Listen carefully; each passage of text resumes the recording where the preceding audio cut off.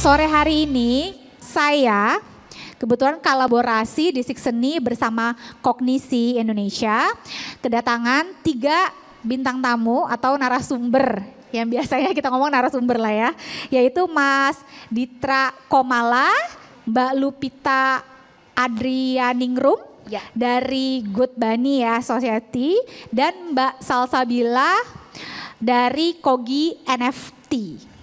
Oke, beri tepuk tangan dulu dong untuk narasumber kita hari ini. Nah, jadi Kognisi bekerja sama dengan Distrik Seni itu mengadakan acara, kita berjudulnya adalah Serba-Serbi NFT.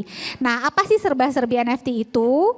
Serba-Serbi NFT adalah salah satu acara edukatif yang dilakukan oleh tim Kognisi melalui Project NFT dengan tagline #NFT untuk edukasi yang memiliki tujuan untuk memfasilitasi anak-anak muda dari semua latar belakang agar bisa mendapatkan pendidikan yang berkualitas untuk dunia yang sangat canggih saat ini dan terus berubah. Nah, jadi teman-teman yang muda-mudi, termasuk saya masih muda sih, itu juga bisa mendapatkan edukasi berupa NFT ini.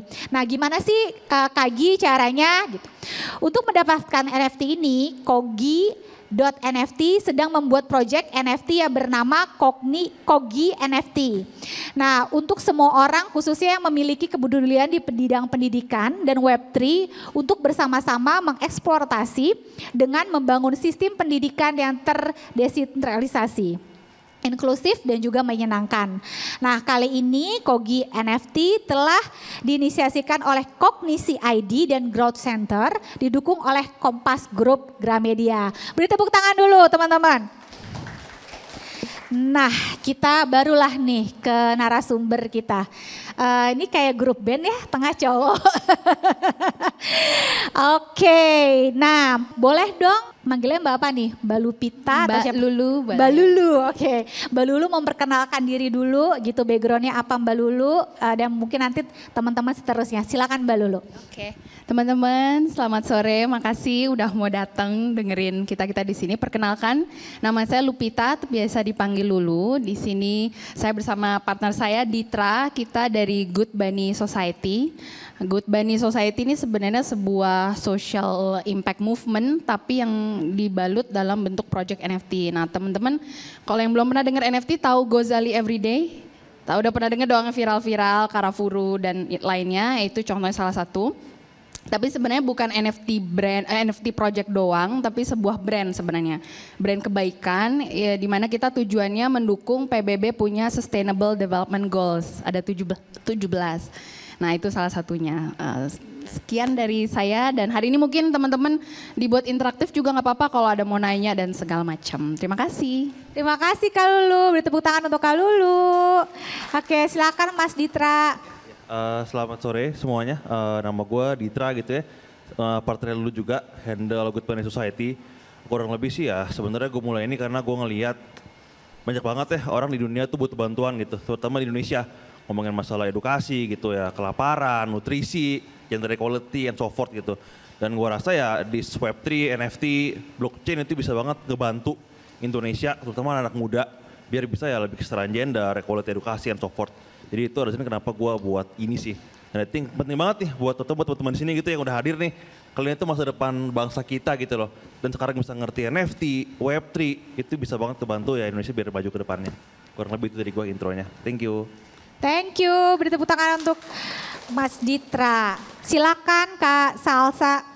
Halo, salam kenal semuanya, nama aku Salsa. Pada semangat gak nih buat ngedengerin? Nah, mau menceritakan sedikit tentang aku. Jadi aku salah satu co-founding team dari Kogi NFT. Mungkin semuanya di sini agak bingung gitu ya, NFT itu apaan sih? Blockchain itu apaan sih? Web3 itu apaan sih? Itu berupa teknologi yang memang sudah lebih canggih dan iterasi terbaru dari internet. Mungkin sekarang kita memahaminya itu internet sebagai sosial media, Instagram, Facebook, kita buka Google dan segala macam. Nah, Web3 ini adalah perkembangan yang lebih advance lagi terkait dengan internet dan sudah berisi dengan teknologi berupa kripto, berupa blockchain dan juga hal-hal lainnya seperti NFT. Nah, kenapa kita dari Kogi NFT juga dan bersama Kognisi melakukan NFT untuk edukasi ini? Sebenarnya untuk memberikan awareness kepada teman-teman terkait dengan perkembangan pesat ini. Jadi ketika memang nanti sudah menjadi new normalnya untuk teman-teman, teman-teman sudah bisa menavigasi dan sudah bisa menggunakan teknologi itu dan memanfaatkan itu untuk kehidupan teman-teman sendiri. Hal ini bisa menjadi sebuah vehicle atau sebuah alat untuk kita bisa berbuat baik. Nah, salah satunya adalah yang dilakukan oleh Good Bunny Society dan juga yang dilakukan oleh Kogi NFT. Bagaimana kita bisa menggunakan teknologi untuk bisa berbuat baik dan impactful kepada masyarakat.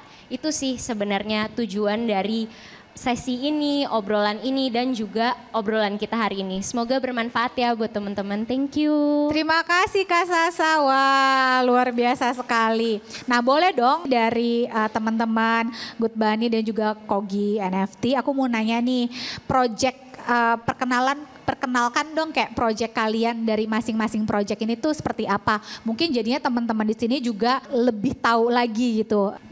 Oke, mungkin mumpung slide-nya udah keluar ya sekalian gitu kita cerita. Jadi background-nya tadi dengan tujuan kita ingin membawa dampak sosial dan kebetulan background saya, background Dita ini memang banyak secara individu melakukan volunteering gitu. Misalnya Ditra suka kasih makanan bagi-bagi ke pemulung dan saya dengan women empowerment, gender equality.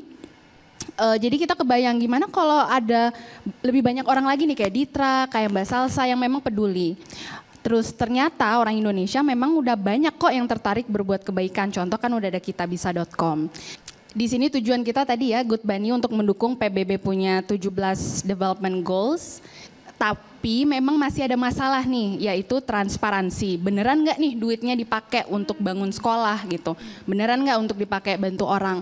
Kemudian kedua untuk social project itu kesulitan di dana sustainability. Nah project kita seperti ini nih, ini Good Bunny. Jadi yang kita lakukan adalah melakukan generative collection of art yang dibuat oleh artis kita namanya Kak Sanchi. Di mana ini semua akan dijual proceeds 7.777 dan akan dipakai portionnya untuk membangun beberapa project-project sosial tadi yang memang kita udah sebutkan tadi. Jadi secara singkatnya itulah Project Good Bunny Society. Wow, luar biasa. Jadi benar-benar ada impact langsung ya. Jadi dari memang ekosistem kreatif industri, lalu teknologi dan sebenarnya impactfulnya juga sebenarnya buat saudara-saudara kita yang membutuhkan dengan adanya transparansi pembelian. Jadi benar-benar hasil dari pembelian itu teman-teman bisa lihat tuh. Oh ya emang aku setornya segini, jadi total segini. Jadi kelihatan ya, tidak ada yang ditutup-tutupin ya gitu. Dan ini berkolaborasi sama seniman Indonesia saja atau sama kalangan mana aja tuh Mbak Lulu? Saat ini masih seniman Indonesia, terutama lead artis kita kan perempuan Indonesia dan kita udah sempat collab beberapa lokal artis lainnya juga ya. Oke, kenapa perempuan Mbak Lulu? Langsung nih, nggak ada pertanyaan kalau gue langsung aja. Mungkin bukan karena perempuan tapi memang saya punya concern banyak tentang gender equality, women empowerment dan kebetulan memang koneksinya Ditra juga yang kita kenal artis. Oke, luar biasa sekali. Wah, jadi sebenarnya beri tepuk tangan dulu dong. Wah luar biasa ya. Maksudnya ini tidak mementingkan diri sendiri tapi sebenarnya ini berkesinambungan buat banyak hal gitu. Luar biasa sekali. Oke, gimana Mbak Sasa? Kalau Kogi NFT sendiri gimana nih? Berhubung kita sebenarnya nggak menyediakan slide terkait dengan Kogi NFT sendiri sih, tapi sebenarnya secara project itu mirip-mirip dengan Good Bunny, di mana kita pun juga menjual generative art. Yang dimaksud dengan generative art itu apa sih? Kalau kalian teman-teman di sini bisa lihat, di sini kan banyak sekali karya seni gitu kan ya. Nah karya seni ini kita buat kuantitasnya cukup banyak untuk bisa dibeli oleh berbagai macam masyarakat. Nah dari pembelian NFT atau pembelian karya tersebut itu nanti akan terkumpulkan sebuah dana. Nah dana itu kalau buat Good Bunny nanti akan digunakan untuk bisa melakukan project-project yang bisa mengempower SDG SDG dari PBB. Sedangkan kalau misalnya untuk Kogi NFT sendiri itu memang untuk bisa melakukan dan mengempower anak muda dan juga meningkatkan pemerataan edukasi terkait dengan berbagai macam topik. Khususnya kalau untuk Kogi NFT sendiri itu lebih terhadap aplikasi dan juga adoption terhadap Web3 dan juga teknologi yang lebih advance lagi. So, ketika nanti kita sudah melakukan penjualan terhadap karya-karya ini, kumpulan dana yang memang kita akan kumpulkan dari pembelian NFT tersebut akan digunakan untuk melakukan berbagai macam proyek atau berbagai macam inisiatif yang nantinya juga kita kembalikan kepada masyarakat, bisa manfaatkan. Kalau dari Kogi NFT berupa pemerataan edukasi, sedangkan kalau buat Good Bunny itu lebih kepada untuk SDGs. Mungkin itu penjelasan sedikit kali ya. Nah, terkait dengan artis yang kita kerjasama dan juga kolaborasi bersama seniman yang kita lakukan, mainly juga masih di Indonesia, seniman-seniman Indonesia, karena kita ngerasa bahwa seniman Indonesia luar biasa sekali ya. Kalau teman-teman lihat di distrik seni ini juga mostly adalah seniman dari Indonesia, dan kita pengen banget mengempower seniman kita untuk bisa masuk ke kancah global. Karena ketika kita sudah membahas mengenai Web3 dan sudah membahas mengenai blockchain, itu sudah langsung masuk ke dunia global, nggak ada pemisah antara geografi. Jadi karena hal tersebut kita ingin banget mengempower Indonesia because we come from Indonesia, we wanna start in Indonesia and we wanna pilot in Indonesia. That's why the reason kenapa menggunakan dan juga berkolaborasi dengan seniman Indonesia juga karena pengen empower Indonesia itu sih. Mungkin jiwa sosialnya tinggi sekali ya kayaknya.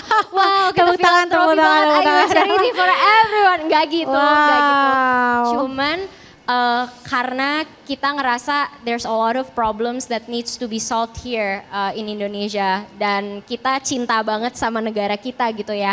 So what more can we done aside from creating a wonderful project yang dimana banyak orang bisa terlibat dan juga bisa bermanfaat untuk masyarakat itu sendiri. Gitu sih. Wow, luar biasa sekali narasumber kita yang ada di sini ya. Ini benar-benar berarti kalian melatar belakanginya itu ada benang merahnya dan itu ada impactful to the others gitu kan. Dan the others itu sebenarnya the whole Sabang sampai Merauke ya gitu, mudah-mudahan sampai situ. Nah, yang menjadi inspirasi untuk membuat project NFT ini nih untuk social impact tuh gimana? Mungkin bisa jelasin? Silakan. Iya boleh. Ya. Mungkin sedikit sharing gitu ya, kenapa kita mulai Good Bunny ini gitu. Jujur gitu, gue emang lahir dari keluarga yang bisa dibilang cukup layak lah gitu ya, sekolah juga bisa gitu, makan semua punya, rumah juga punya gitu. Tapi sekarang ya even sejak gue udah nikah gitu ya, kayak 1 kilometer 2 kilometer belakang rumah gue tuh bener-bener yang kayak tempat pembuangan sampah, yang orang tinggalnya tuh di kayu-kayu. Kalau hujan tuh anaknya semua bangun, nggak ada yang bisa tidur, kotornya setengah mati. Even anaknya itu mau sekolah nggak bisa, karena harus bantuin ibunya mulung sampah buat cari duit dijual tiap hari gitu.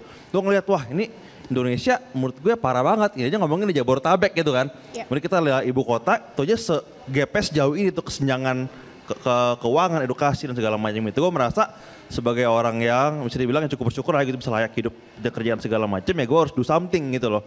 Kenapa ya, kalau bukan kita siapa, kalau bukan sekarang kapan gitu kan. Kita cuma gak bisa bilang, oh gue mau Indonesia jadi negara yang lebih baik, gue gak mau gak ada koruptor, gue mau semua orang pintar, tapi kita gak ngapa-ngapain gitu. Nah gue merasa ya gue hidup harus bermakna gitu, terutama buat Indonesia gitu. Kalau gue hidup buat apa? Nah jadi itulah kenapa awalnya ya gue mulai ini, karena gue merasa ya kenapa NFT gitu ya. Mungkin sedikit gue kilas balik ya, kan kita ada Web 1, Web 2 sama Web 3 gitu ya. Web 1 simpel kalau kita balik ke tahun 90-an, itu komputer pertama kali dibuat, orang baru bisa ketik doang tuh. Ngupload sesuatu dokumen, orang bisa baca, download, selesai. Baru kita berubah ke Web 2. Web 2 itu kita ngomongin yang mulai dari sosial media, ya kan, ada Facebook, Instagram, TikTok, Spotify, di mana sebutannya itu kita adalah read and write. Di mana jadi kita bisa nulis, orang bisa komen, berinteraksi, and so forth. Nah cuman kelemahan di Web 2 ini adalah nggak ada yang bisa memvalidasi digital ownership. Contoh misalkan teman-teman nih punya rumah gitu ya, kan masih ada sertifikat rumahnya dong. Nikah, ada akta pernikahan, clear tuh, oh gue bener nikah sama cewek ini sama cowok ini gitu. Nah cuma kalau ngomongin digital gitu, gambar misalkan mas ini gambarnya bagus setengah mati nih, dia upload di Facebook gitu kan, temennya, oh gue aja klik kanan, right click save, jadi punya gue gambarnya, bener gak? Gue bisa bilang, oh ini gambar gue loh gitu kan, nggak ada buktinya, emang lo yang gambar gitu kan. Nah Web3 ini sebenarnya the main point salah satunya adalah mengenable digital ownership. Jadi kalau Mas ini misalkan gambar gitu ya, diupload gitu ke blockchain, itu tertera bahwa gambar ini diuploadnya tanggal segini, jam segini, bloknya yang ini. Jadi kalau orang mau ngopi, itu ketahuan, oh ini yang palsu, ini KWA-nya nih, bukan aslinya, karena aslinya tuh yang ini gitu loh. Nah itulah menurut gue esensi Web3 gitu lah. Nah kenapa again NFT ini penting banget ya untuk membuat Indonesia maju. Karena kalau teman-teman tahu NFT ini kan lumayan hype ya, sejak Gozali, even terutama di US, Eropa tuh banyak orang beli NFT gitu, puluhan juta dolar masuk NFT. Mau itu buat beli gambar, koleksi art, atau misalkan buat suatu NFT yang ada utility-nya, roadmap segala macam. Nah gue merasa ya, gila ini puluhan juta dolar gitu kan ya. Lu kebayang 1%-nya aja gitu ya, bisa masuk ke Indonesia, ya kan? Buat kebangun sekolah di Papua, kebangun sekolah di Sulawesi, di Manado, dan so forth. Itu kita bisa benar-benar ngebantu Indonesia. Kenapa? Karena gue lihat ya, sejak gue juga sering volunteering, masalah yang dihadapin rata-rata itu dua sebenarnya. Satu adalah gue jiwa sosial, tapi gue gak ada duit, ya kan? Tapi akhirnya impactnya apa yang gue lakuin kecil kan, gue bisa volunteer teman, besoknya orangnya miskin lagi, besoknya orangnya sakit lagi, dan segala macam, nggak sustainable lah gitu. Nah masalah kedua adalah orang ada duit, ya kan, cuman nggak tahu donasinya kemana. Yeah. Gue ada duit nih, gue sumbang kemana ya, siapa nih yang bisa gue percaya, nggak ada gitu kan. Nah gue ngeliatin, oh NFT ini gue bisa nge-unlock itu kan. Pertama orang-orang yang mungkin nggak punya uang gitu ya, mereka bisa mempropose project mereka ke Good Bunny. Nanti dari dana yang kita kumpulkan di Good Bunny ini, kita akan voting nih. Jadi komunitas Good Bunny voting. Kita akan mendukung project A, B, C, atau D, atau F. Jadi kita membuat crowdfunding dan itu skalanya nggak cuma Indonesia, cuman global. Karena gue punya banyak temen yang di Amerika gitu. Mereka bilang, wah gue mau banget nih ngebantu Indonesia gitu. Gimana caranya? Gue sumbang kemana? Oh lu coba aja kita bisa. Cuman mereka bayarnya nggak bisa karena harus ke BCA kan. Ya. Gimana cara gue nyumbang kita bisa? Nggak bisa. Nah cuma dengan teknologi blockchain ini dan Web3, itu mau gue dari Eropa, Afrika gitu ya, Meksiko, gue bisa nyumbang ke Indonesia in matter of minutes gitu loh. Nah jadi gue merasa ya ini Web3 NFT, ini it's a very powerful teknologi yang menurut gue harus dipakai nggak cuma buat ya investasi bodong gitu ya, spekulasi, cari duit cepat, tapi benar-benar belajar apa itu blockchain, apa itu Web3, NFT, for goodness. Itu sih menurut gue itu, I think it's the reason why gue di sini gitu loh. Karena ya terutama kalian semua di sini gitu ya, gue benar-benar bersyukur sih banyak anak-anak muda gitu ya, yang udah punya, yang pengen tahu apa itu Web3 sama NFT. Karena pas gue di umur kalian, gue mana ngerti NFT Web3 kan. Gue curut aja pengen kuliah belajar akuntansi gitu kan, so what gitu. Tapi kalian di sini walaupun masih muda mungkin belum ngerti, cuman udah mulai tertarik aja, itu gue sangat bersyukur sih. Dan harapan gue ya, di sini, pulang dari sini bisa belajar terus apa itu Web3, apa itu NFT, dan juga mikir nih, kira-kira peluang usaha apa yang bisa gue lakuin, dan impact apa yang bisa gue lakuin buat ngebantu Indonesia dengan teknologi ini. Dari gue itu sih kayaknya. Sorry ya panjang. Wow, luar biasa. Ini, aduh, sesuatu yang miss ya, maksudnya jiwa sosial itu tadi yang seperti Mbak Sasa utarakan gitu, ini bisa terconnected gitu ya, dan ini bukan cuma di Indonesia tapi mungkin end up-nya bisa global ya gitu, international. Nah dari Kogi sendiri gimana? Inspirasinya itu sebenarnya berangkat karena background dari tim Kogi itu banyak yang di HR. Karena banyak yang di HR, jadi kita memahami sekali kesenjangan antar kebutuhan industri dengan kapabilitas talentnya seperti apa. Dan kita concern sekali terhadap itu. Bahkan di balik dari Kogi NFT ini adalah platform kognisi yang dimana kita membangun platform berisi dengan courses-courses. Harapannya itu adalah sebenarnya untuk bisa mengupskill masyarakat untuk bisa menjadi versi terbaiknya mereka. Nah, melihat kesenjangan ini dan setelah itu melihat bagaimana Web3 adalah the future, we understand and know and believe bahwa itu akan merubah industri baik dari sisi kebutuhan skill, baik dari sisi pekerjaan yang ada sampai kepada peluang-peluang yang nantinya akan tersedia untuk teman-teman mencari pekerjaan gitu. And melihat bagaimana bahkan di 2030 bahwa ICT specialist atau mereka yang bisa di bidang ICT itu shortage sebanyak 9 juta di Indonesia, kita concern bahwa dengan adanya Web3 shortage itu akan lebih tinggi lagi dan anak muda akan kesulitan lagi untuk bisa beradaptasi dengan pekerjaan yang diharapkan oleh industri-industri yang sudah advance teknologinya. Jadi alhasil dari situ kita merasa bahwa kita harus bikin project yang memang bisa mengedukasi perubahan ini dan juga menyiapkan masyarakat terhadap perubahan tersebut. Maka dari itu kita melakukan social movement NFT untuk edukasi dan juga Kogi NFT yang dimana purpose-nya itu memang untuk mempersiapkan dan juga untuk mengeducate masyarakat untuk bisa terus menyesuaikan dan agile terhadap perubahan-perubahan yang akan terjadi di masa depan. Itu sih sebenarnya inspirasi dan juga dibalik dari project-nya. Wow, luar biasa sekali. Nah, ini kan pasti ya namanya kita tuh mau berkegiatan sosial lah yang memang membutuhkan impact powerful gitu ya. Pasti ada tantangannya nih. Nah, dari teman-teman sendiri gimana tantangan menghadapinya gitu? Tantangan kalau mungkin dari Good Bunny pertama itu social project, mungkin kita perlu identify insentif dari community itu sendiri gitu. Okay. Karena kan tadi kita bahas sustainability ya. Sustainability dari bentuk funding contoh. No money, no program no impact. Ya berarti gimana caranya kita bisa membuat ini lebih sustainable. Tapi sustainability ini juga datang dari tadi insentif orang untuk mau ikutan. Sebenarnya apa? Reason behind-nya apa? Karena selama ini kan kita udah menjalani project ini, udah go through. Sekarang NFT memang lagi melalui masa crash ya, masa lagi bear market. Awalnya di fase pertama memang insentif majority adalah ya memang kita tidak bisa menutupi faktanya majority flipping atau for capital gain. Jadi orang beli NFT untuk beli murah, jual mahal untuk dapat cuan. Nah, sedangkan kalau untuk social project, insentifnya apa nih? Reason to buy-nya apa? Jadi itu mungkin salah satu challenge ya, terutama untuk social project yang kita start dari NFT ini, gitu sih Mbak. Oke, terima kasih. Kalau dari Kognisi sendiri gimana? Mirip-mirip ya sebenarnya isunya kita sama banget kayaknya. Karena sebenarnya kalau melihat market yang pembeli NFT sekarang memang belum banyak. Dan pembelinya itu biasanya menggunakan NFT itu yang tadi Mbak Lulu bilang untuk melakukan flipping. Yang dimaksud dengan flipping tuh apa sih? Gue beli murah, abis itu jual mahal, therefore gue jual mahal dapat profit.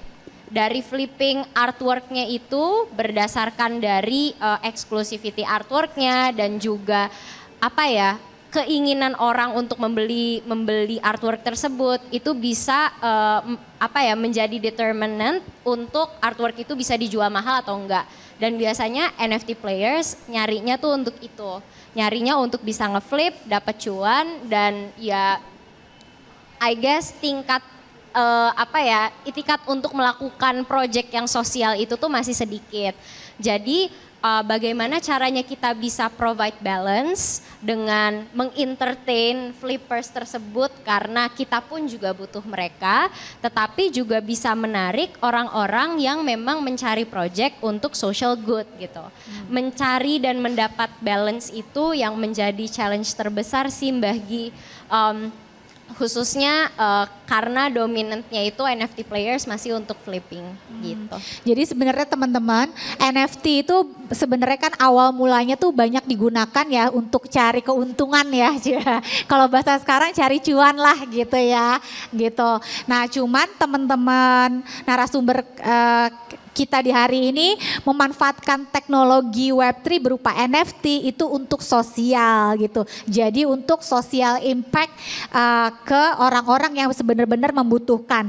Nah sebenarnya ketika membangun project ini gitu, yang harus dipertimbangkan tuh apa gitu. Karena ini tuh satu kan butuh juga ya kasarnya gitu ya teman-teman, kita kan butuh bayar karyawan, orang internet, dasarnya lah ya gitu.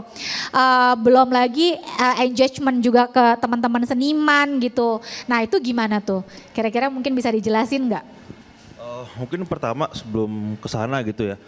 Menurut gue kita harus tahu juga tujuan kita apa sebenarnya kan. Menurut gue buat apa lo mau jadi founder? Ya kan? Apakah cuma buat gue label, wah keren nih gue bisa tulis di bio gue founder apa gitu kan ya. Terus juga misalkan, oh gue cuma mau dapat duit cepet gitu. Yang menurut gue kalau tujuannya itu, ini gue biar saja ya, yang gak usah jadi founder gitu. Nah, menurut gue kalau jadi founder lo tuh harus punya reason yang kuat. Why-nya kenapa gitu loh. Visi lo sebagai manusia gitu ya. Lo, apa yang lo mau lihat di dunia ini yang masih gak sempurna, lo mau sempurnain. Atau ada masalah apa dunia ini yang lo ngeliat, lo gatel nih kayak, duh gue ini ada masalah nih, cuman gak ada yang benerin. Kayaknya bisa nih pakai ini, gue melakukan itu. I think itu pertama sih yang harus dikonsider adalah misi lo, visi lo apa untuk jadi seorang founder. Itu pertama menurut gue. Kedua juga adalah, lalu tau oh gue mau ngelakuin A gitu ya. Harus tahu juga kenapa lo yang nge-solve masalah ini, ya kan? Apakah lo punya kemampuan membuat men-solve masalah, misalkan ngarang aja ya. Gue ngeliat banyak koruptor di Indonesia, gue sebel ya kan. Gue sebagai karyawan biasa, gue mau merasa korupsi. Ya gue gak bisa karena gue bukan orang yang tepat untuk menyelesaikan itu. Jadi pertama misinya apa, kedua apakah lo orang yang tepat untuk menyelesaikan masalah itu. Nah ketiga baru adalah apakah solusi yang lo berikan itu efisien, efektif dan juga scalable. Contoh misalkan oh gue bisa ngelakuin A gitu ya, di kampung A selesai nih masalahnya gitu ya. Anaknya jadi tinggi, pintar segala macem. Cuman project gue ini gue gak bisa scale up, ya kan? Percuma jadinya kan? Bagus tapi cuma bisa impact 10 orang. Nah suatu itu lo harus pikirin juga nih gimana caranya, oh kalau work di 1 sampai 10 orang, ini bisa gue replicate sistemnya untuk impact 1000, 10.000, 1 juta orang. Itu menurut gue juga kritikal, jadi 3 hal tadi sih sebenarnya Mbak. Pertama, alasan lo membuat jadi founder itu apa? Misi visi lo apa? Kedua, apa kalau orang yang tepat untuk menyelesaikan masalah ini? Dan ketiga, apakah solusi yang lo propose itu efektif, efisien, sama scalable? Tiga itu sih yang pertama menurut Berarti perlu dianalisis benar-benar ya, benar-benar impactfulnya sampai seapa. Dan yang pertama sebenarnya yakin bahwa dengan keyakinan ya pasti semesta tuh akan mendorong kita juga untuk jadi lebih baik untuk sesama ya gitu. Mungkin gue kalau boleh etos sedikit sorry ya. Karena jadi founder sebenarnya gak gampang gitu teman-teman ya. Walaupun kesannya keren gitu ya, oh gue founder ngelakuin IWO. Cuman founder tuh lo harus mikirin proyeknya 24 jam setiap hari. Jadi kalau ada founder bilang, wah gue founder, gue merasa happy-happy, gue gak stres, itu menurut gue berarti bukan beneran founder. Karena biasanya founder itu pasti punya mental health issue, karena lu stres kan. Masalahnya terus ada, kok gue cobain gak jalan gitu kan. Kayaknya gue suka tapi gak works. Jadi itu harus dipikirin juga sih. Karena when you commit to become a founder, itu lo harus siap ya menderita gitu loh. Dari sisi ya mental, waktu, energi. Itu sih paling gue etonanya. Jadi ya really think carefully gitu loh when you guys want to become a founder. Oke, thank you, gila ya. Jadi kalau kalian mau memulai satu usaha apapun itu maupun bentuknya sosial atau akhirnya end up adalah menguntungkan, pasti akan memakan banyak waktu, energi, tenaga, emosi gitu. Dan itu semua tuh mesti harus siap apapun itu gitu. Dan misalnya teman-teman di sini ada yang mungkin masih SMA atau kuliah gitu ya. Itu kan juga butuh waktu, tenaga dan segala macam supaya kalian mencapai lulus gitu. Nah sama halnya juga menjadi founder dan membentuk suatu hal yang baru gitu. Yang dimana Web3 ini adalah sesuatu hal juga yang baru gitu ya. Nah mungkin Mbak Sasa ada tambahan? Kalau misalnya dari sisi pertimbangan, aku setuju banget sama Mas Ditra, untuk bisa menjadi founder dari sebuah project itu adalah sebuah kewajiban yang sangat besar. Tapi selain itu, menurut aku dari sisi mempertimbangkan membangun project ini adalah kembalinya itu untuk purpose-nya apa sih, bagi purpose-nya itu seperti apa, harus dikuatkan betul-betul karena itu yang akan menjadi drive kita untuk meraih ambisi-ambisi yang besar. Yang diceritakan Good Bunny, apa yang mau diraih itu kan gak mudah ya. 17 SDGs, that's amazing, itu suatu hal yang sangat luar biasa. Begitupun juga buat Kogi NFT untuk bisa meningkatkan pemerataan edukasi baik itu di Indonesia ataupun global. Itu pun juga suatu mimpi yang sangat ambisius gitu. Ketika kita menjalankan mimpi yang sangat ambisius, aku rasa meningkatkan sense of purpose-nya itu harus menjadi suatu pertimbangan karena ini suatu kewajiban yang tidak bisa proyeknya ya udah tiba-tiba jalan terus kita tinggal. No, we are very responsible with the project, the sustainability of the project, dan bagaimana project itu juga bisa ditingkatkan lagi. Jadi ini nggak bisa suatu hal yang kita lakukan sekali-kali aja gitu sih Mbak Gi, yang setelah udah kita jual abis itu kelar dengan satu bentuk roadmap atau satu bentuk aktivitas, nggak bisa berhenti di situ karena dengan membangun NFT project itu seperti membangun sebuah brand, seperti membangun sebuah perusahaan atau membangun sebuah komunitas yang betul-betul established gitu, yang harus dipertanggungjawabkan. Jadi sense of purpose-nya itu harus dikuatkan sekali sih Mbak Gi. Wow. Oke, luar biasa sekali ya. Nah, aku mau memastikan untuk donasi aja. Balik lagi ke donasi. Nah, kalian ini setransparasi apa sih gitu untuk donasi yang diberikan? Bagaimana cara publik mengakses gitu? Mungkin bisa dijelaskan nggak? Soalnya kan selama ini kadang-kadang kita misalnya amal gitu ya, di mana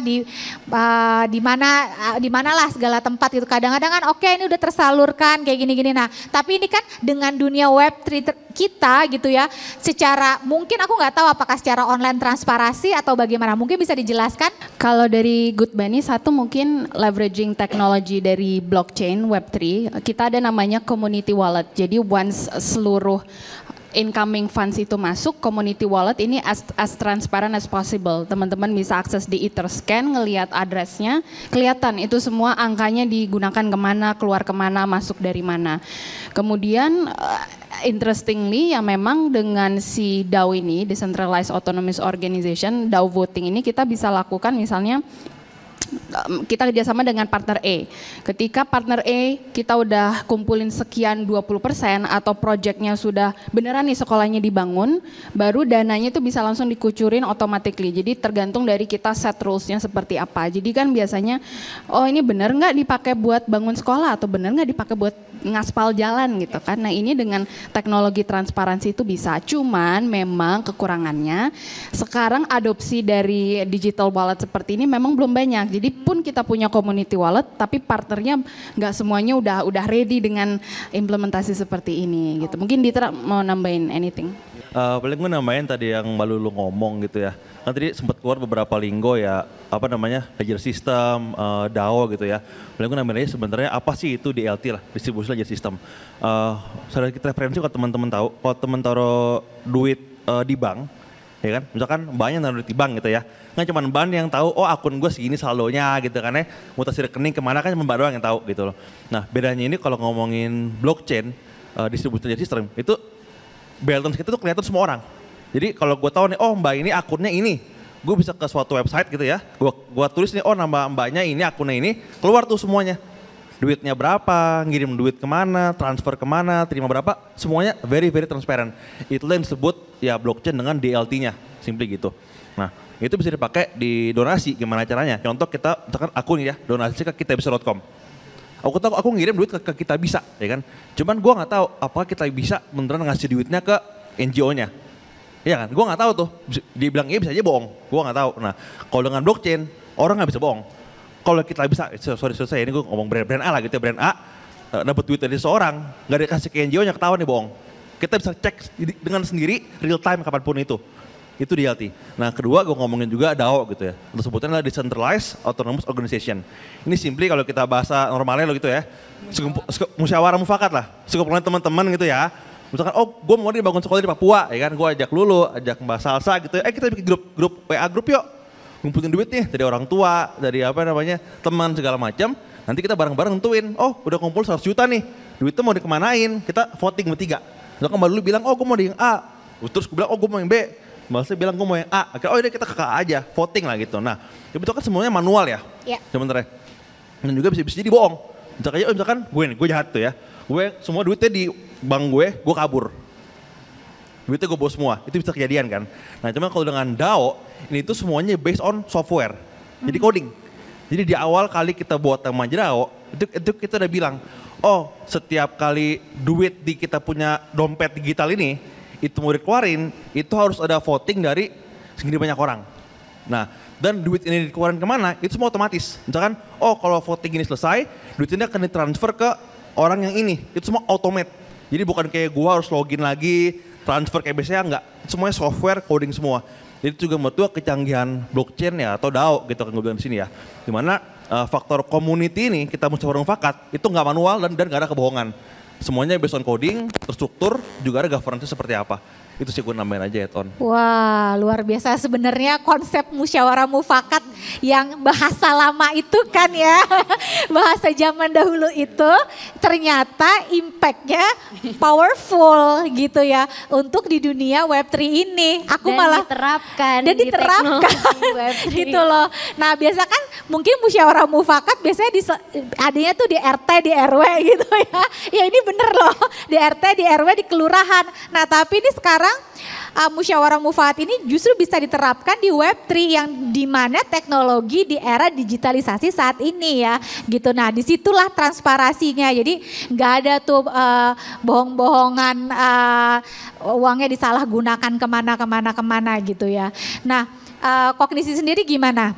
Transparansinya aja. Buset, berat banget tuh pertanyaannya. Enggak, sama persis karena teknologi yang kita gunakan itu juga sama yaitu Web3 dan juga blockchain. Jadi nggak jauh beda, nggak beda bahkan itu memang teknologi yang digunakan. Mungkin mau menambahkan cerita gitu ya dari bagaimana blockchain ini tuh benar-benar bisa mengetahui siapa yang berbohong, siapa yang enggak. Karena ada beberapa project pun yang juga bawa duitnya kabur. Tapi kalaupun bawa duitnya kabur, ketahuan yang pemiliknya siapa, dompetnya dari mana, dan itu tuh jadi bisa dicecar. So, the technology is very powerful. If anything, ini mungkin bisa bisa men-solve banyak sekali masalah terkait dengan transparansi penggunaan dana. That's the main reason kenapa kita mau menggunakan NFT dan juga blockchain sebagai vehicle untuk bisa melakukan social good. Agar memang terlihat dengan jelas kita nggak bohong nih, kita nggak cuman gimmick doang nih buat bisa melakukan social good. Tetapi memang itu juga tersupport dari teknologinya dan sudah bisa dilihat langsung menggunakan teknologinya. Seperti itu sih tambahannya. Nah impactnya tuh gimana? Ya udah dirasakan. Kurang lebih Good Bunny ini udah berapa tahun dan Kognisi udah berapa tahun. Jadi impact yang udah dirasakan gitu ya, itu seperti apa? Mungkin kalau misalnya dari sisi impact karena kita pun belum rilis dan belum melakukan DAO atau belum melakukan roadmap jadi belum berasa ya. Yang kita lakukan memang baru pembekalan seperti NFT edukasi seperti ini yang kita berharap sebenarnya bisa bermanfaat buat teman-teman ya dan bisa impactful juga teman-teman ke teman-teman. Tapi cuman terkait dengan impact yang dari project Kogi NFT itu tersendiri karena memang belum roadmapnya berjalan. Jadi sekarang mungkin dari sisi DAO-nya apa segala macam belum kelihatan. Cuman baru dalam bentuk-bentuk ini aja sih bagi. Oke, Good Bunny sendiri gimana impact yang udah dirasakan? Kalau Good Bunny mungkin kan kita juga baru start kick off tahun ini. Memang kita secara roadmap ke depannya belum, tapi kita sudah melakukan berbagai aksi. Karena kan memang gatel sebenarnya bisa ngapain sih ini. Kita sudah berkolaborasi dengan beberapa partner di Web2. Ya dengan campaign dan Ruang Peduli kita melakukan digital campaign. Kita bisa mendapatkan 323 supporter dan walaupun angkanya ini sekitar 7 juta, tapi kita gunakan untuk renovasi perpustakaan dan juga pembuatan lapangan sekolah gitu di Kalimantan Timur di SDN 031 Longkali. Ini salah satu dan harapannya kita pengen terus melakukan yang seperti ini gitu dan mendapatkan lebih banyak support. Nah yang kemudian yang kedua slide-nya itu lebih banyak ke community kita sendiri. Jadi kita di Discord juga ngajak teman-teman orang-orang, oh siapa nih yang mau melakukan kebaikan. Kita lakukan edukasi dan kita ngajak teman-teman anak pemulung untuk gambar dan mewarnai bareng-bareng gitu. Nah di sini sebenarnya lebih ke engagement aja sih yang kita build dengan community kita sendiri. Wah luar biasa, tenang aku bisa bantuin. Aku bisa bantuan bisa bawa crowd teman-teman di sini ada teman-teman galeri sitar di sini juga dari UNJ, IKJ segala macam. Mungkin untuk sosial nanti kita bisa berkolaborasi ya. Nanti aku bisa turun tangan langsung untuk ngajar. Seneng banget. Aduh. Nah kebetulan nih ada senimannya yang kolaborasi sama Good Bunny. Ada Pak Shout out untuk Kak Sanci. Sanci. Ini di balik karakter Good Bunny. Good Bunny ada Kak Sanci. Tepuk tangan dulu buat Kak Sanci.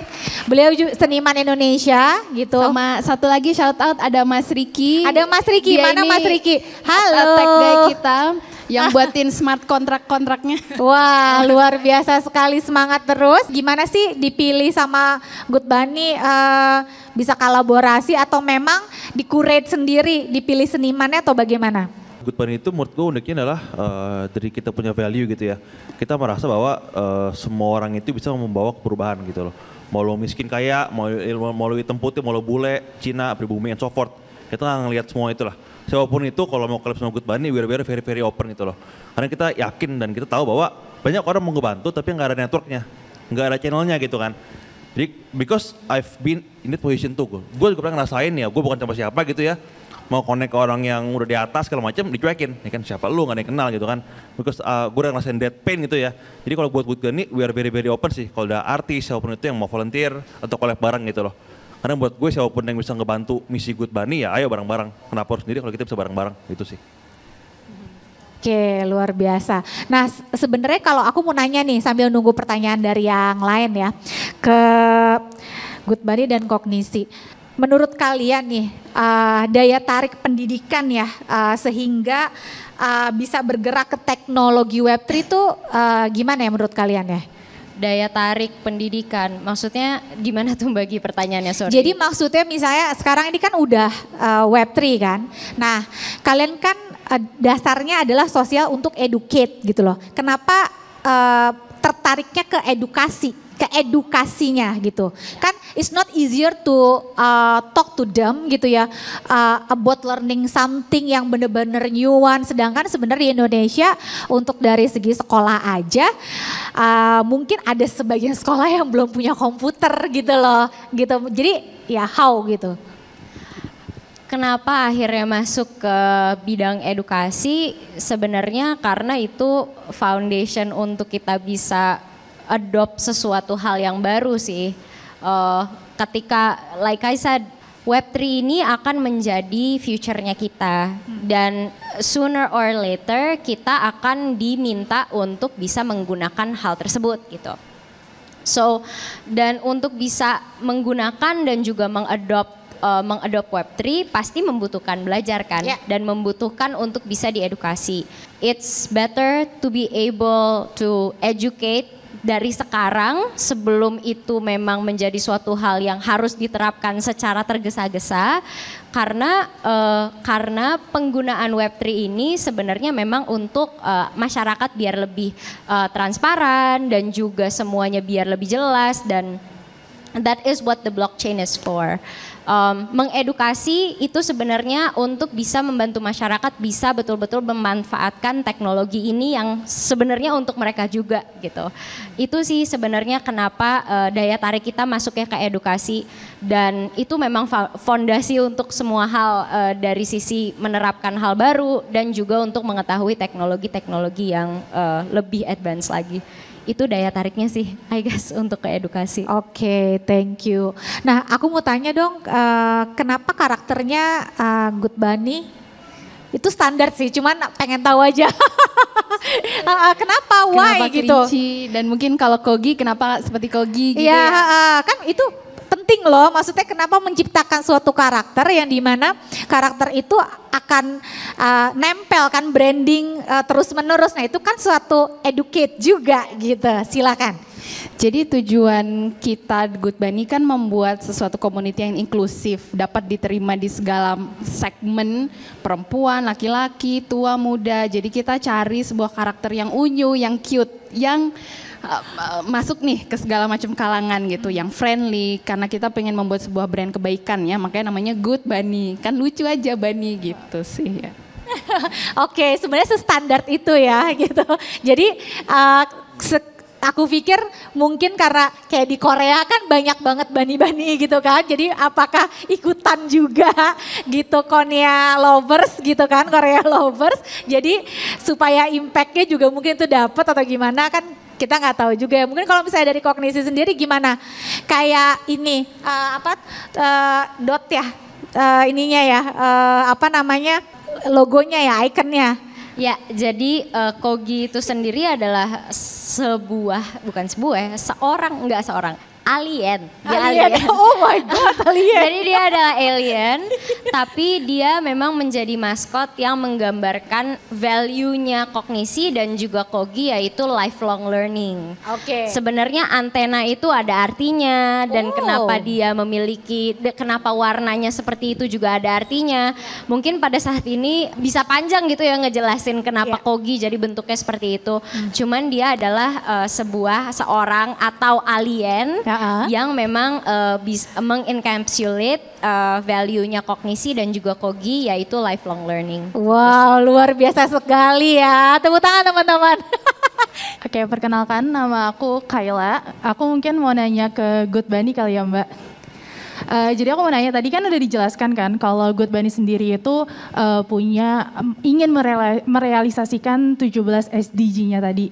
Nah, bagaimana sih ke-17 SDG tersebut bisa direalisasikan? Terus apakah di awal ada fokus utama tertentu ke SDG tertentu gitu Mbak? Makasih.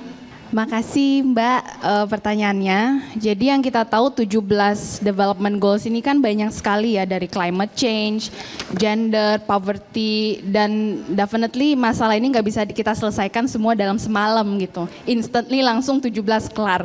Kalau nggak PBB udah selesai kerjanya gitu kan ya. Kalau kita di Indonesia ini kita pengen start dulu nih dari yang paling dire dulu. Pertama adalah selaras dengan tim Kogi NFT education, karena education ini sebenarnya kunci dari segala perubahannya. Education dan terutama juga solving inequalities. Inequalities kan bentuknya banyak ya. Ada inequalities dari kemiskinan, poverty, misalnya kayak ke teman-teman komunitas seperti ini. Terus inequalities di gender gitu, gimana kita lebih mengempower more women, karena women ini kan sebenarnya pendidik generasi ya. Jadi kalau misalnya ibunya benar, anak-anaknya juga pasti ya semoga ikut benar juga gitu. Jadi 3 itu sih Mbak yang kita fokus sekarang gitu ya. Oke, luar biasa sekali. Tapi ini kan udah menjalankan selama setahun ya, kurang lebih ya gitu. Pasti ada kendalanya juga di tengah blockchain yang sedang turun gitu kan. Isu-isu tersebut gitu ya. Tapi teman-teman tetap hard work untuk membantu sesama melalui NFT ini gitu. Oke, permisi.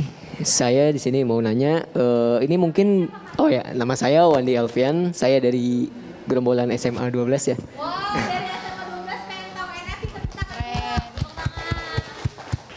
Oke, di sini saya masih rada kurang tahu terhadap NFT dan saya juga tadi baru mencari-cari di media Google itu kan dari beberapa karya NFT yang saya lihat itu banyak karya yang terjual mahal dan tapi itu entah dari unsur ketidaksengajaannya kayak Ghazali yang cuma selfie kan karyanya mahal gitu dan juga ada yang mungkin dari salah satu seniman yang Arctic Monkey itu yang terjual mahal itu kan pasti punya arti di dalamnya. Nah, itu apakah dari NFT itu memiliki kebebasan dalam menjual karyanya ataukah ada unsur tertentu yang emang dari NFT itu sendiri buat ya misalkan kayak kalau mau jual gambar di NFT harus begini ataukah emang dari NFT itu memberi kebebasan buat semua orang buat gimana ya mengunggah karyanya di dalam itu. Terima kasih, itu aja pertanyaannya. Terima kasih. Wah, tepuk tangan dulu nih buat teman-temannya. Hebat ya kamu ya. Silakan. Mungkin aku bisa bantu jawab, ditambahin aja ya kalau ada yang kurang. Di sini sebenarnya menariknya NFT gitu ya. Kalau ngomongin sebelum ada Web3 gitu ya. Lukisan nih yang offline gini ya, lukisan benar cat asli bisa dijual. Cuma kalau kita sebagai digital artist, gue nggak bisa jual. Iya kan? Gue save aja gambarnya gitu kan. Nah, jadi pertama Web3 ini meng-enable sebenarnya digital artist untuk menjual karya mereka secara digital dengan ada ownership-nya nanti Indian di blockchain itu. Nah kalau pertanyaan apakah ada kriterianya segala macam sebenarnya nggak ada. Jadi ini juga adalah uniknya Web3 gue ngeliat ya. Kayak kita dulu ngomongin social media lah. Lu kan ngepost apapun bisa kan ya, kecuali ada yang sahara di blok segala macam. Nah cuman blockchain karena ini adalah desentralisasi, nggak ada government, nggak no rules, no anything gitu. Jadi lu mau gambar titik aja gitu hitam nih ya, titik putih, upload tuh jual bisa. Segila itu. Kalau gambar bagus banget kayak begini, bisa juga lu jual. Jadi I think it's a wild west sih, karena emang masih baru banget, nggak ada regulasinya, nggak ada yang ngatur, mau lu upload apa aja bisa dan nggak akan diblok. Jadi tadi kalau Mas punya ide kreatif ya segila itu apapun menurut gue, coba aja gitu loh. Karena siapa tahu aja ada yang beli, ya kan? Kayak ngomongin Gozali gitu kan, foto doang gitu menurut gue, kan bisa laku gitu. Apalagi yang beneran artis gitu ya, dan gambarnya bagus. Menurut gue peluangnya gede banget sih untuk berkarya di sana. Untuk sih. Mau nambahin sedikit dari Mas Ditra, di luar dari bagaimana itu Wild Wild West, yang dibutuhkan dari setiap karya seninya itu tuh dari satu karya seni itu harus berbeda. Karena di balik karya seni itu tuh pasti ada sebuah coding yang menunjukkan keunikan dari karya seni tersebut. Makanya kalau misalnya dilihat dari Good Bunny ataupun dari Kogi, walaupun karakternya sama, jejaknya itu antara si alien atau si kelinci unyu itu, tetap aja kita variasikan yang kita sebut dengan generative art. Bajunya beda, ekspresinya beda, topinya beda, mungkin ada bulu matanya, satunya nggak ada bulu mata dan segala macam. Itu untuk menunjukkan keunikan dari masing-masing artwork. Untuk menjawab, kok bisa sih mahal banget ya? Kok bisa dijualnya mahal banget? Biasanya yang menentukan artwork itu mahal atau tidak adalah komunitasnya itu tersendiri. Jadi kalau misalnya kita membahas NFT, itu tuh mungkin bukan cuma sekedar karya seni aja, tetapi mungkin dia adalah bentuk identitas orang tersebut di dalam proyeknya. Ketika proyek itu adalah suatu hal yang hype, atau project itu adalah diminati dan disenangi oleh banyak orang, pasti akan lebih banyak orang yang ingin membeli si NFT tersebut agar mereka bisa menjadi bagian project tersebut. Itu yang membuat mahal dan itu yang biasanya digunakan oleh NFT flipper karena banyak banget yang pengen beli. Ya udah deh gue jual mahal, lo pengen beli juga kan? Karena hype-nya di situ. Jadi yang menentukan itu sebenarnya harganya itu awal menentukan harga mungkin adalah project owner-nya gitu ya. Kita jual let's say 0,05 Ethereum atau berapa yang mungkin harganya itu tidak mahal. Tetapi kenapa itu bisa jadi mahal? Karena aktivitas jual beli yang dilakukan oleh komunitasnya. Jadi yang menentukan itu adalah biasanya market yang memang sudah membeli dan akhirnya ingin menjualnya lagi. Itu sih mungkin yang bisa menjawab, kok bisa sih mahal banget? Karena demand-nya terhadap NFT dan kepemilikan NFT tersebut itu lebih besar dibanding daripada supply-nya gitu. Oke, kira-kira cukup menjelaskan? Cukup ya. Nah, jadi kalau misalnya kalian punya surat cinta, difoto, dimasukin NFT aja. Siapa tahu kejual, siapa tahu jadi banyak followersnya ya kan. Yaitu pentingnya sebuah komunitas gitu ya. Jadi kalau misalnya di NFT itu komunitasnya ada apa aja sih Mas, Mbak? Ada Discord ya. Discord ya, mungkin teman-teman kalau yang belum pada tahu bisa download tuh atau komunitasnya itu ya. Mungkin kalau misalnya di Good Bunny dan Kognisi biasanya ikut komunitasnya apa? Ada komunitas apa aja yang mungkin ikut gitu di Channel wise-nya ya. Discord, Twitter. Oh, Discord dan Twitter. Nah, memang media sosial khususnya Twitter itu benar-benar ngebangun si komunitas itunya. Jadi teman-teman mungkin dipertajam lagi nih Twitternya, jangan Instagram aja gitu. Tapi ternyata Twitter juga is very good for community gitu ya. Oke, satu pertanyaan lagi. Halo, nama aku Vira. Aku mau nanya nih, so far impact movement NFT edukasi itu so far udah apa aja ya? Thank you. Sip, makasih.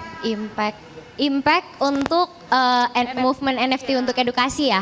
Mungkin berbeda dengan impact yang sudah dilakukan oleh Kogi NFT karena projectnya pun juga belum minting. Tetapi social movementnya NFT untuk edukasi itu tuh memang lebar di mana NFT Kogi itu tuh menjadi bagian dari NFT untuk edukasi. Awalnya Kognisi itu bereksplor untuk menggunakan NFT sebagai awalnya kita melakukan semacam festival belajar bernama Kognisi Youth Learning Festival yang kita coba menggunakan NFT sebagai tiket kepada si learning festival tersebut. di mana mereka bisa membeli tiketnya dalam bentuk NFT dan mereka bisa jual belikan aset dari tiket tersebut. Itu satu.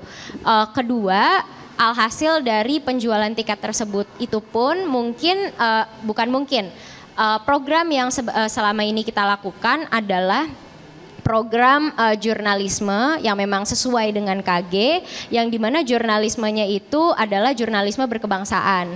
Nggak cuman sekedar blogging atau nggak cuman sekedar bagaimana melakukan storytelling, tapi storytelling yang berkebangsaan dan penuh dengan etis, itu adalah program yang kita realisasikan dari KILF tersebut. Dan salah satu kolaborasi yang kita lakukan dengan Distrik Seni ini adalah bentuk NFT untuk edukasi, sesi-sesi untuk bisa memberikan awareness dan juga pembelajaran terhadap Web3.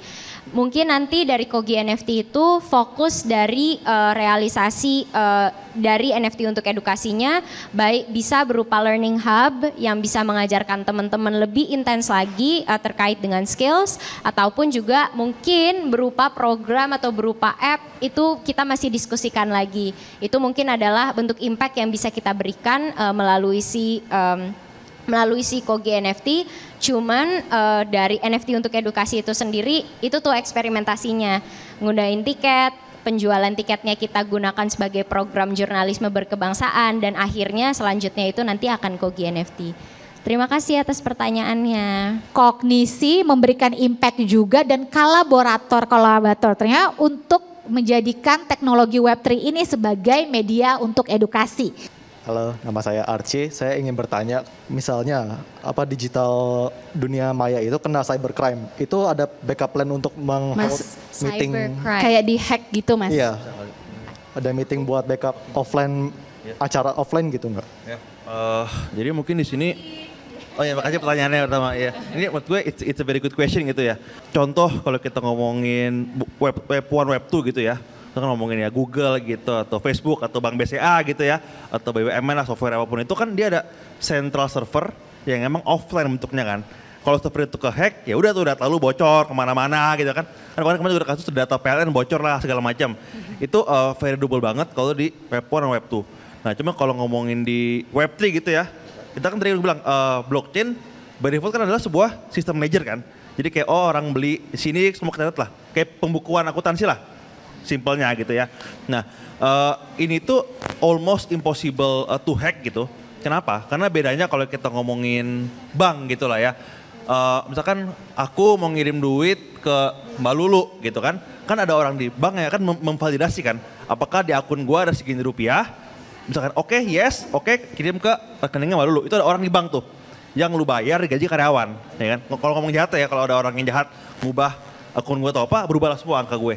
Nah, tapi kalau di blockchain itu, karena ini desentralisasi ya, jadi nggak ada korporasinya, nggak ada pemerintahnya yang memvalidasi sebuah transaksi. Jadi kita sebutnya namanya miner atau validator. Nah, bingung, siapa sih miner ini sebenarnya gitu kan ya. Jadi blockchain itu kan adalah chain of block kan. Jadi kalau gua kirim duit ke Mas Salsa, satu blok, Lulu blok berikutnya nyambung tuh terus-terusan. Nah, kan ada orang yang memvalidasi apakah benar kan duitnya di ada apa enggak segitu segala macam. Nah, itu namanya miner. Nah, miner ini adalah siapa aja bisa jadi miner. Misalkan mbaknya gitu ya, gue beli hardware buat mining Bitcoin gitu ya, atau misalkan buat Ethereum. Itu bisa sendiri. Jadi rebutan tuh. Jadi orang di seluruh dunia puluhan juta miner itu rebutan buat nge-solve some kayak computational problem lah gitu ya. Based on logic yang duluan solve problem itu kan dia memvalidasi bloknya kan, dan dia akan dapat reward, dapat duit, Ethereum atau Bitcoin lah. Jadi kalau tadi gue bilang kalau orang di bank itu digaji once lu kerjain itu, miner digaji once dia memvalidate suatu blok. Nah cara validasi itu duluan, cepet-cepetan, jadi random aja gitu hoki-hokian. Bisa mbaknya yang dapat kali ini, berikutnya mungkin bisa Mbak Lulu, bisa gue, ya kayak siapapun bisa dapetin itu. Nah kalau buat ngehack tadi kan, ngehack sebuah sistem blockchain lah, ngomongin gue Bitcoin atau Ethereum in this case ya. Itu harus 51% miner berkolusi untuk ngehack. Which menurut gue almost impossible to happen. Karena tadi kan semua orang dunia bisa jadi miner gitu kan. Dan kalau lu nih ngubah codingnya itu, semua miner lain nge-reject, tahu ini orang bohong nih, salah nih naruhnya. Itu lu akan di-reject kode lu, nggak akan masuk ke blockchainnya gitu loh. Jadi this system consensus mechanism sama insentif di blockchain itu menurut gue very very powerful gitu loh. Jadi selama 51% miner atau validator itu nggak berkolusi, itu nggak akan pernah bisa kena cybercrime. Karena bloknya itu adalah immutable. Dan semua orang punya insentif buat nggak ngebohong. Ya kan, kalau gue ngebohong, gue nggak dapet duit. Ya kan, kalau gue jujur, ngebenerin ngevalidasi bloknya duluan, gue dapet duit. Ya mendingan gue benerin daripada gue nge-hack. Itu sih simply. Jadi it's almost impossible sebenarnya for cybercrime di blockchain ya. Ini kalau ngomong secara protokol level, ya kan, secara software lah, hardware gitu ya. Nah cuman kalau ngomongin platform misalkan, jadi kalau ngomongin Ethereum gitu, lu anggapnya tuh kayak ngomongin iOS lah, atau Android, ya kan. Lu bikin aplikasi di iOS, bikin aplikasi di Android kan ada Spotify, TikTok segala macam itu. Sama Ethereum. Jadi lu tuh bisa bikin banyak aplikasi-aplikasi based on Ethereum, di Ethereum. Misalkan contoh ya, OpenSea itu adalah marketplace untuk jual beli NFT. Ya kan? Nah, OpenSea ini bisa aja dihack. Bisa gitu. Cuman yang immutable adalah protokol Ethereum itu. Itu menurutku yang ada hati-hati nih. Protokol itu immutable, tapi apps-appsnya itu bisa aja dihack. Karena banyak banget kejadian cybercrime di level aplikasi ya. dApps lah sebutannya. Tapi kalau level protokol itu hampir nggak mungkin di-hack sih by default.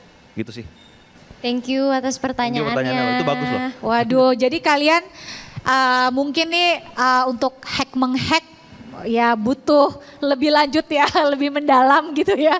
Karena itu harus secara implisit dijelaskan juga gitu ya. Nah terakhir nih sebelum kita tutup, key message dari masing-masing Mbak Lulu, Mas Dira dan juga Mbak Salsa apa? Mungkin untuk teman-teman di sini, kalau dari Good Bunny sih kita selalu believe ya, kita ambil dari quote-nya Mahatma Gandhi, itu be the change you want to see in the world gitu. Kita sebenarnya nggak mesti jadi influencer atau punya follower berapa juta orang gitu. Hari ini pun kita keluar dari sini buang sampah di tempat yang benar juga itu pun making a difference gitu. Jadi itu bisa dilakukan dari anytime, any day dan with anyone sih, itu aja. Paling kalau dari gua sedikit kita topik NFT buat edukasi gitu ya. Dan sini juga audiensnya banyak-banyak masih SMA gitu karena paling kuliah lah mentok-mentok gitu. Paling gue titip aja, of course kalau at least gue ya. Dulu zaman gue SMA kuliah, gue maunya jadi apa kan? Gue mikirnya apa? Gue mikir gue mau punya kerjaan yang bagus, ya kan? Gue mau punya duit buat beli mobil gitu kan, beli rumah, bayar nikahan lah, buat pacar gue. Itu adalah milestone pertama gue, ya kan? Kalau gue nggak punya duit, gue nggak bisa ngapa-ngapain, ya kan? Nah gue titip aja buat teman-teman ya. Web3 ini atau blockchain lah apapun ini itu adalah the future gitu loh. Kayak lo ngomongin tahun 2000 gue nyesel nih gue gak invest di Netflix atau di Amazon ya kan. Tiba-tiba ada Facebook keluar di tahun 2013 something. Web3 ini menurutku the future gitu loh. Jadi the next Facebook, the next Spotify itu basisnya akan blockchain atau Web3. Pemerintah juga udah mulai ngeliatin Web3 gitu ya, udah buat metaverse, juga mengeluarin digital money di Indonesia sendiri. Dan juga banyak-banyak visi-visi venture capital dan juga mau invest ke pajak-pajak Web3. Jadi gue tip aja kalau mungkin teman-teman mau ngeliat, kira-kira hal baru apa nih Kak yang mungkin 5-10 tahun lagi kayaknya bisa nge-trending keren gitu ya dan ada duitnya. Itu adalah menurut gue ya blockchain Web3. Jadi kalau mau dalemin itu menurut gue itu benar-benar bagus sih. Nah tadi juga Mas Alsa bilang kan bahwa secara SDM di Indonesia itu kita kurang banget di bagian-bagian teks seperti ini. Even gue pengalaman, gue kan pribadi kerja di Tokopedia ya, itu susah banget nyari engineer yang bagus gitu loh.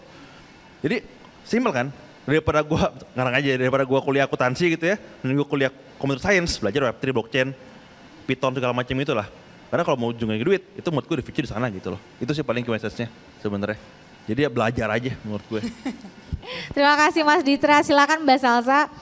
Nyambung dengan yang dibilang oleh Mas Ditra, lagi-lagi yang ingin disampaikan itu tuh sekarang bahwa teknologi yang very advanced ini soon will be part of your daily lives. Alangkah baiknya untuk teman-teman bisa mulai melek, jangan mengatakan tapi gue gaptek. Jangan itu nggak menjadi alasan karena ini again bukan cuman sekedar sosial media atau kesehari-harian ya, tapi ini adalah teknologi yang bisa digunakan untuk berbagai macam aset kehidupan, keuangan, persuratan dan segala macam. kalau itu memang sudah diterapkan nanti dengan secara sehari-hari, sooner or later you have to be able to adopt it. Again, alangkah baiknya untuk teman-teman bisa mempelajari hal tersebut karena shortages in ICT workers and shortages in people understanding technology itu udah sedikit banget. Sedangkan karena itu future, peluang yang paling terbesarnya juga ada di situ. Jadi cobalah membukakan diri kepada kesempatan-kesempatan itu karena mungkin itu adalah area kreasi baru yang teman-teman bisa merealisasikan mimpinya juga. Again, Web3 is still wild west ya. Kita pun membuat project ini adalah bentuk kreativitas kita. Mungkin teman-teman di sini memiliki bentuk kreativitas yang berbeda yang juga bisa diterapkan di Web3 dan mungkin lebih sukses dari kita juga, kita nggak pernah tahu gitu. Use that medium untuk bisa berkreasi karena Web3 ini membuka sekali peluang untuk para teman-teman yang ingin create baik dalam bentuk teknologi ataupun dalam bentuk art juga bisa. Itu sih mungkin. Wow, luar biasa sekali. Beri tepuk tangan buat kita semuanya. Mudah-mudahan ini bermanfaat juga dan juga teman-teman di sini mungkin akan yang belum ngerti amat NFT ya mungkin habis dari sini bisa ngulik-ngulik gitu ya, bisa lihat YouTube dan lain sebagainya dan juga teman-teman mendapat insight baru.